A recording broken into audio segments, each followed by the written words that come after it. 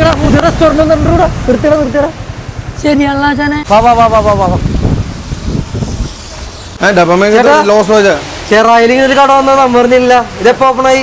ഇത് ഓപ്പണായി മാത്രമേ ഉള്ളൂ. നമ്മൾ ജസ്റ്റ് ഒരു സോഫ്റ്റ് ലോഞ്ചാണ് ചെയ്തേക്കുന്നത്.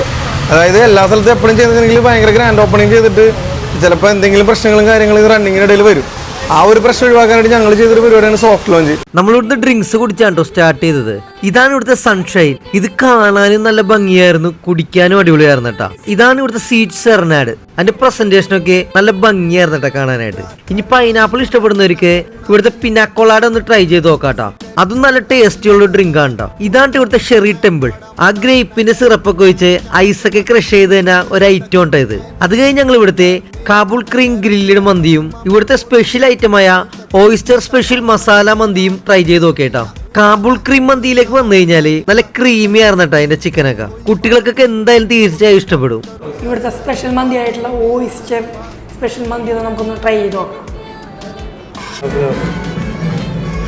നല്ല സ്പൈസിയാണ്. സ്പൈസി ഇഷ്ടപ്പെടുന്നവർക്ക് എന്തൊക്കെയാലും ഉറപ്പായിട്ടും ഇഷ്ടപ്പെടും സാധനം. നിങ്ങൾക്ക് ഏത് വേണമെങ്കിലും വന്നിവിടെ ട്രൈ ചെയ്ത് നോക്കിയിട്ട് നിങ്ങളുടെ ജെന്യൂനായിട്ട് അഭിപ്രായം കിട്ടുമ്പോൾ ഞങ്ങൾക്ക് അതിൽ മാറ്റങ്ങൾ വരുത്തണോ വേണ്ടതെന്ന് തീരുമാനിക്കുക.